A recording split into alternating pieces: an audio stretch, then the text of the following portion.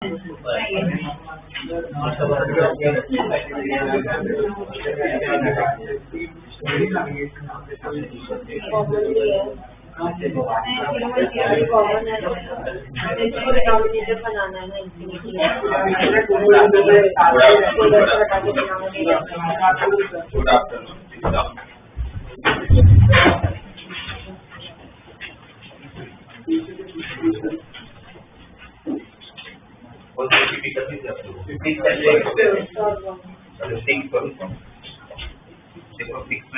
Doubt? Class में हम लोगों ने जो डिस्कस किया था कि भाई आपके पास हमेशा 3 पॉसिबिलिटी रहने वाली है, हमेशा तो नहीं बोल सकते बट काफी सारे क्वेश्चन। या तो आप लोग सिंप्लीफिकेशन से करोगे, या तो आप लोग प्रॉपर्टीज से करोगे, या तो आप लोग से करोगे। ठीक है, तो इसमें कौन सा नहीं है? सेकंड। फर्स्ट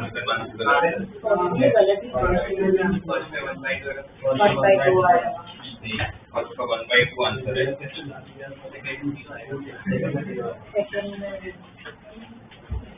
सेकंड वाला फॉर्म कौन सा है?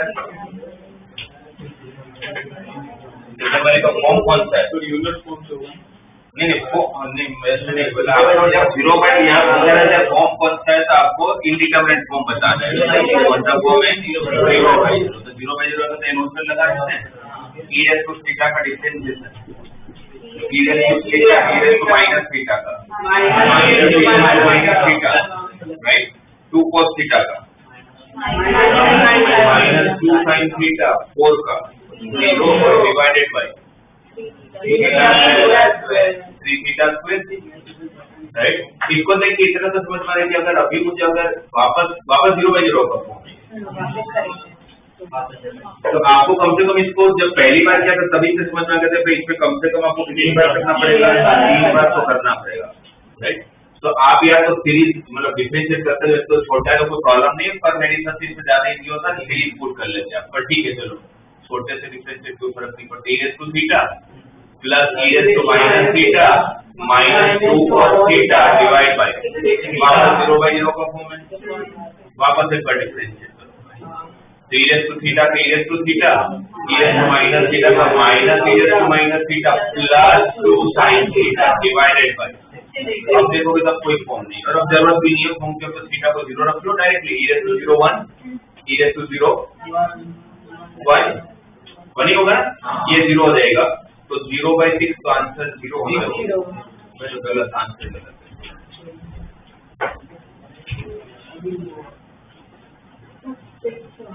फिफ्थ वाला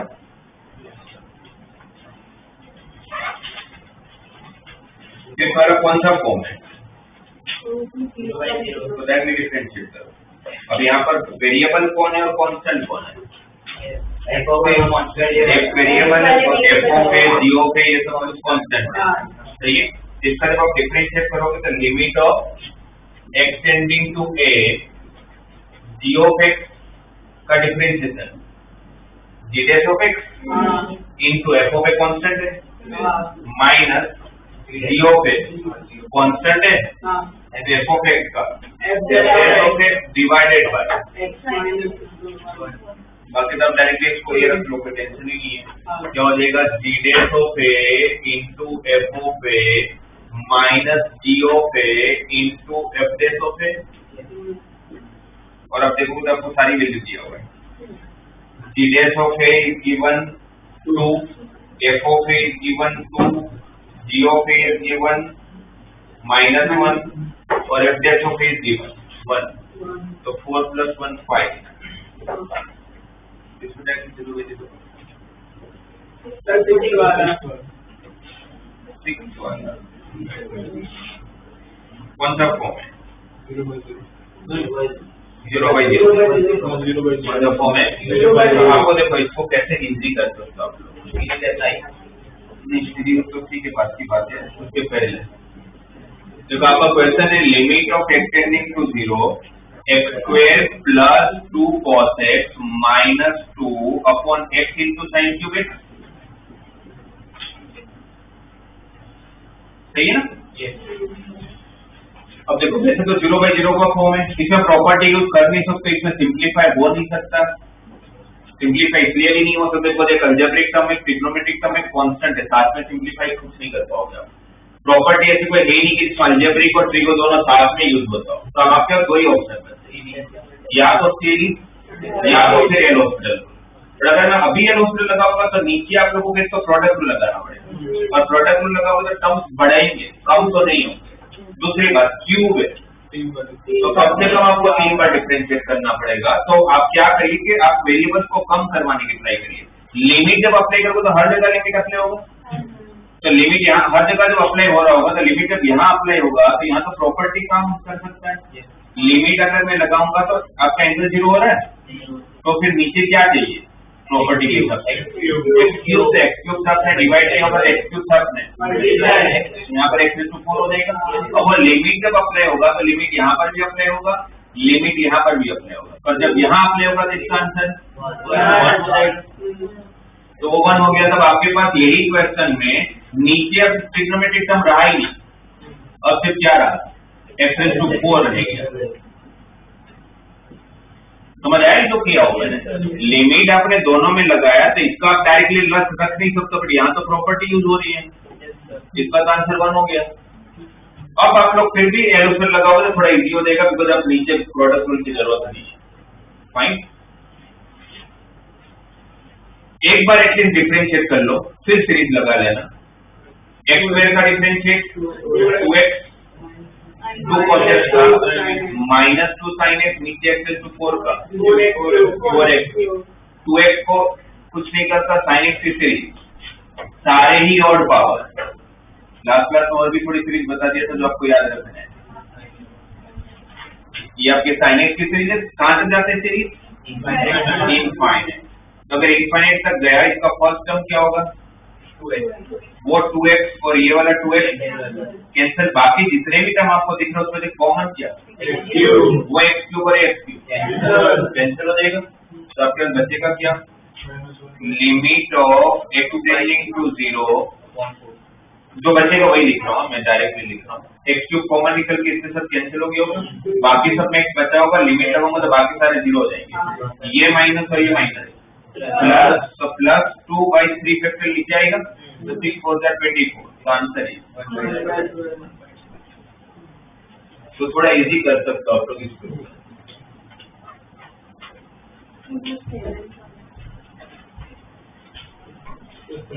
दो क्वेश्चन 0 आ रहा है।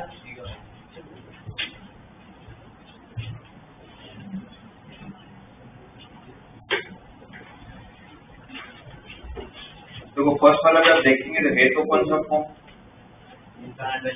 इनफाइनाइट बाय इनफाइनाइट, ये लोग 0 बाय इनफाइनाइट होता है, नीचे 10π/2 बाय इनफाइनाइट होता है। तब डायरेक्टली डिफरेंशिएट कर लो, डिफरेंशिएट करो तो log θ-π/2 का डिफरेंशिएट 1/θ-π/2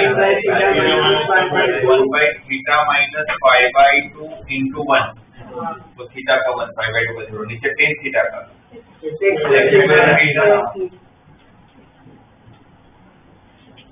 अरे x² थीटा ऊपर जाएगा तो cos² theta divide by theta minus, अभी भी ये 0/0 का फॉर्म है,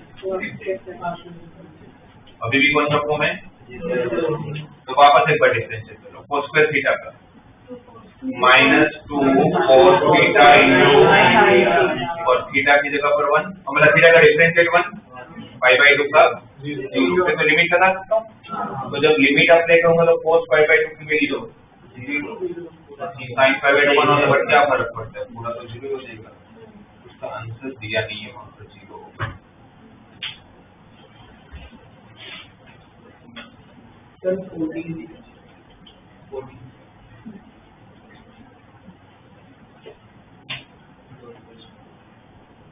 सा 14 का कौन सा पड़ा, 2 है ना,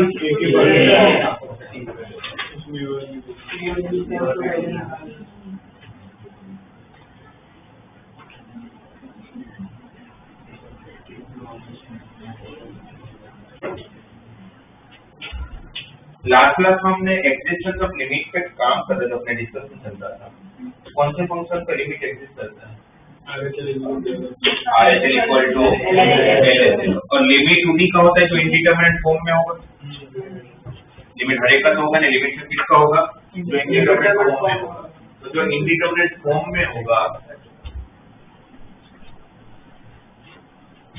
अब इस क्वेश्चन को सोचेंगे तो कैसा होगा? 14 वाला क्वेश्चन, जिसमें आपको बोला गया है कि limit x tending to 0 x into 1 plus a cos x minus b sin x divided by x cube। और इसका आंसर दे रखा आपको, आंसर दे रखा है, इसका क्या मतलब निकालोगे आप लोग? नहीं तो ठीक है, 1 नहीं होता तो बराबर है, बट इसका क्या लिमिट एग्जिस्ट करता है? आंसर दिया हुआ, इसका क्या मतलब हुआ?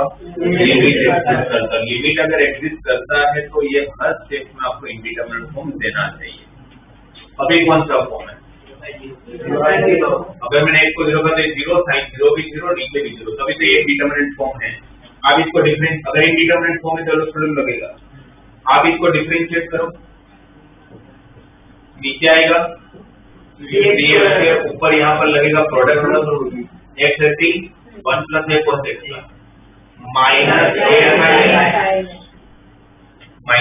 a sin x, correct, plus 1 plus a cos x, x का 1 हो जाएगा, और b sin x plus b cos x, और डिवाइड बाय x क्यूब का डिवाइड बाय 3x। अब देखते हैं वापस कौन सा, वापस इंडिटरमिनेट फॉर्म बन रहा है कि नहीं। नीचे अगर 0 आ रहा है तो ऊपर भी क्या आना चाहिए? 0। ऊपर 0 नहीं आ रहा चाहिए। आप x को 0 रखोगे तो ये 0 हो जाएगा, यहाँ पर वो 0 1 आएगा तो क्या बचता है? 1 प्लस माइनस b।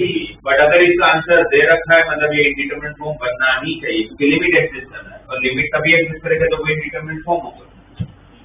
इसका मतलब क्या होगा? ऊपर के पास तो ऑप्शन ही नहीं, 0 होना पड़ेगा, आपको 0 ही होना पड़ेगा। और ऊपर बच क्या रहा था? 1 plus a minus b, तो 1 plus a minus b के पास ऑप्शन नहीं है, वो 0 है, तभी लिमिट एग्जिस्ट करता है। कितना अननोन थे? तो 2 रिलेशन चाहिए, एक ये था। अब अगर मैंने ऊपर को 0 ले लिया तो कौन सा फॉर्म हो गया? 0 by 0। अगर 0 by 0 का हो गया फॉर्म तो वापस डिफरेंशिएट कर सकता हूँ। जब आप डिफरेंशिएट करोगे तो आपके पास x कांस्टेंट माइनस है sin x का, माइनस है cos x, प्लस x का 1 तो माइनस है sin x, 1 का 0 a cos x का, माइनस है sin x minus b cos x का, plus b sin x divided by. अब आप देखो तो ऑटोमेटिकली 0 by 0 बन जाता होगा। x को 0 को दे 0, sin 0 भी 0, ये भी 0, ये भी 0, सब कुछ 0 और नीचे भी 0। तो वापस अब आपके पास एक ऑप्शन ये है कि वापस एक बार एल ऑप्शन लगा लो, पर मुझे लगता है कि उसकी जरूरत है।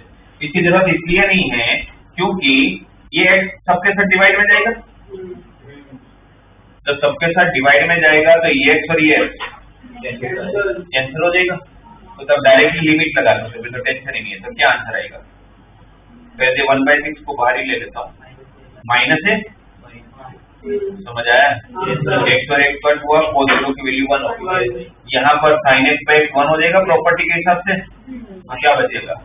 माइनस है, फिर ये sin x पर x वापस 1 होगा, क्या बचेगा? माइनस है, यहाँ पर sin x पर x 1 होगा तो क्या बचेगा?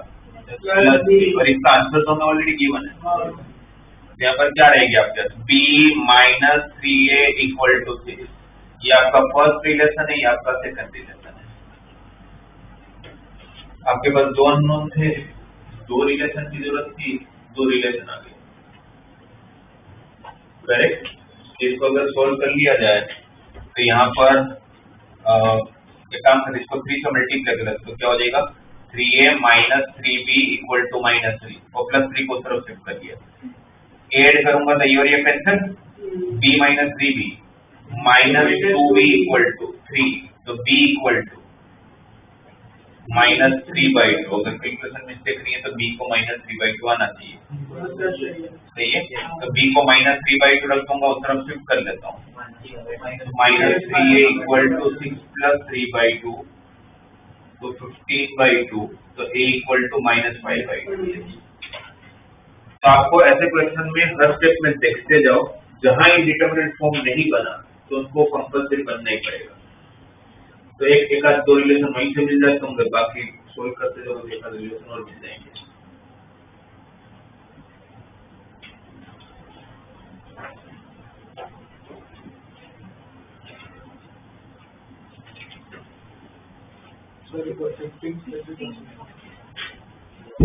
ये रेस्ट्रिक्ट बी रेस्ट्रिक्ट लोग लगाओ, प्रॉपर्टी लगाओ, ये सब चीज से लोग से प्रॉपर्टी। देखो पहले तो आपको प्रॉपर्टी की जब हम बात करेंगे तो पहले तो प्रॉपर्टी समझ आनी चाहिए कि कौन सी प्रॉपर्टी का क्वेश्चन है, आपके हिसाब से कौन सी प्रॉपर्टी का क्वेश्चन है।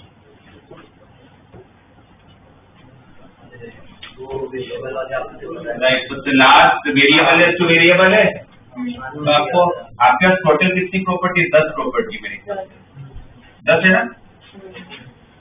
एक अलजेब्रिक है, 2 ट्रिगो है, 2 इनवर्स ट्रिगो है, एक लॉग है, 2 एक्सपोनेंशियल, और लास्ट के दोनों हैं वेरिएबल है। और आपके पास हर अलग टाइप के फंक्शन की एक ही प्रॉपर्टी, तो उसे सोचने की जरूरत ही नहीं है। अगर यहाँ पर क्वेश्चन में आपको दिखता है कि वो वेरिएबल है टू वेरिएबल है, तो इसका मतलब लास्ट दो में से प्रॉपर्टी का यूज है। Limit extending to 0 a raised to x plus b raised to x plus c raised to x divide by 3, और उसका पावर क्या है 2/x। अच्छा पहले देखो फॉर्म कौन सा है, कौन सा इंडिटरमिनेंट, कौन सा फॉर्म है ये, तो ये इंडिटरमिनेंट फॉर्म है। अब वेरिएबल आपके प्रॉपर्टी क्या होती है? Limit of x tends to 0 1 plus x raise to power 1/x का आंसर e। इस प्रॉपर्टी का रूल क्या है? फर्स्ट नंबर 1 होना चाहिए, लिमिट जब लगाओ तो वेरिएबल 0 बनना चाहिए, 0 को अप्रोच करना चाहिए, उसी का रेसिप्रोकल ऊपर होना चाहिए। 3 चीजें चाहिए, पहला टर्म 1, फिर ये 0 बनेगा और उसका रेसिप्रोकल ऊपर होगा तो e लिखोगे। 1 नहीं है तो पहले 1 ले आते हैं, तो 1 तो कैसे लाओगे? +1 और -1, तो +1 और -1 करोगे तो -1 के बाद एलसीएम लोगे, क्या आएगा? a raised to x plus b raised to x plus c raised to x -3/3 raised to power। अब वापस 1 आ गया। अब सेकंड कंडीशन चेक करते हैं, x को 0 को तो क्या 0 बन रहा है, a raised to 0 1, b raised to 0 1, c raised to 0 1, 1 + 1 + 1 3 - 3 0 हो गया। तो तीसरी कंडीशन इसी का रेसिप्रोकल ऊपर चाहिए, चाहिए ना, तो प्रॉपर्टी लगेगी। तो अगर आप अपनी मर्जी से अगर कुछ अपनी मर्जी से ला रहे हो तो उसका रेसिप्रोकल से मल्टीप्लाई भी तो करना पड़ेगा जिससे वो हट जाए, और इंटू 2/x तो साइड, ये ठीक है, ये तो हो जाए। पहले 1 नहीं था, 1 लेके आ गया, फिर देखा लिमिट लगा तो क्या 0 बन रहा है, यस बन रहा है, तो उसका रेसिप्रोकल ऊपर से था, वो ले लिया, तो उनके सामने उनको हटाने के लिए रेसिप्रोकल से मल्टीप्लाई कर लिया, राइट। ये पूरे का आंसर ई। लिमिट हर जगह लगेगा, लिमिट जब यहाँ लगा तो इसका आंसर ये है, तो लिमिट यहाँ पर भी लगा होगा, तो e raised to power वहां पर अब कौन सी प्रॉपर्टी करती है, मतलब कौन सी प्रॉपर्टी का यूज होगी?